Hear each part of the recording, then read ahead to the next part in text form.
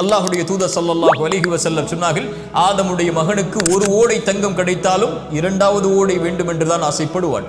இரண்டாவது ஓடை கிடைத்தால் மூன்றாவது ஓடை தங்கம் வேண்டும் என்று ஆசைப்படுவான். அவனுடைய அந்த பேராசையை மண்ணை தவிர, மரணத்தை தவிர எதுவும் தடுத்து நிறுத்த முடியாது என்று அல்லாஹ்வுடைய தூதர் ஸல்லல்லாஹு அலைஹி வஸல்லம் சொன்னார்கள். அதனால்தான் அல்லாஹ்வின் அருட்கொடையை புரிந்து கொள்வதற்கு ஒரு நியதியை சொன்னார்கள். தூதர், உங்களுக்கு மேல் உள்ளவர்களை பார்க்காதீர்கள், உங்களுக்கு கீழ் உள்ளவர்களை பாருங்கள்.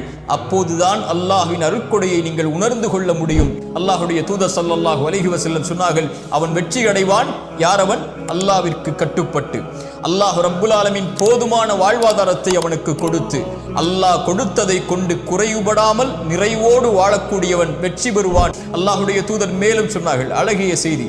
ஒரு நாள் காலையில் ஒருவன் எழுந்திருக்கிறான், பாதுகாப்பான நிலையில் 3 வேளை உணவு அவனுக்கு இருக்கிறது, அன்றைய உணவு இருக்கிறது, ஆரோக்கியமான உடல்நிலையை அல்லாஹ் கொடுத்திருக்கிறான். இவன் யார் தெரியுமா?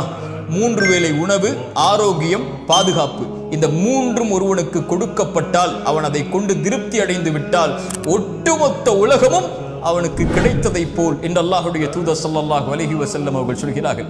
இன்று மனிதன் அது இல்லை, இது இல்லை, எனக்கு அல்லாஹ் அதை கொடுக்கவில்லை, இதை கொடுக்கவில்லை என்று அல்லாஹ் கொடுத்ததை மறந்து விடுகிறான். தூதர் ஸல்லல்லாஹு அலைஹி வஸல்லம் யாரை முன்னுதாரணமாக சொல்லுவது? அவர்களுக்கு 3 வேளை உணவு கூட தொடர்ச்சியாக கிடைத்தது கிடையாது. 2 நாள் தொடர்ச்சியாக அவர்களுடைய வீட்டில் அடுப்புகள் எரிக்கப்படுவது கிடையாது. 2 நாள் அவர்களுக்கு ரொட்டி துண்டும் எண்ணெயும் அவர்களுக்கு உணவாக கூட கிடையாது. பசிக்காக வயிற்றில் 2 கல்லை சுமந்து அந்த பசியை கட்டுப்படுத்தி வைத்திருந்தவர்கள். அல்லாஹ்வுடைய தூதர் ஸல்லல்லாஹு அலைஹி வஸல்லமுடைய வாழ்க்கை இப்படி வறுமையிலும் ஏழ்மையிலும் பசியிலும் இருந்தாலும் இரவு ஆனால் சொல்லுவார்கள், யா அல்லாஹ், எனக்கு உணவளித்தாய் நன்றி, எனக்கு தண்ணீரை கொடுத்தாய் நன்றி, பாதுகாப்பை கொடுத்தாய் நன்றி. எத்தனையோ மக்கள் உணவில்லாமல், தாகத்தில், பாதுகாப்பில்லாமல் தவித்துக் கொண்டிருக்கும் போது எனக்கு இதை நீ கொடுத்ததற்கு நன்றி யா அல்லாஹ் என்று அல்லாஹ்வை நிறைவுபட வாழ்ந்தார்கள்.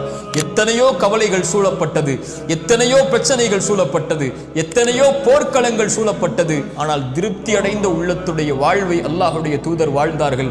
அவர்களைப் போல் மகிழ்வுற வாழ்ந்து மறைந்த ஒரு மனிதன் இந்த பூமியில் இல்லை. ஸல்லல்லாஹு அலைஹி வஸல்லம் அவர்கள் ஒரு அழகிய செய்தியை சொன்னார்கள், மனதில் வையுங்கள். எந்த ஒரு ஆத்துமாவும் இந்த உலகத்திலே மரணிக்காது, அல்லாஹ் கொடுத்த வாழ்வாதாரத்தை முழுமையாக்காமல்.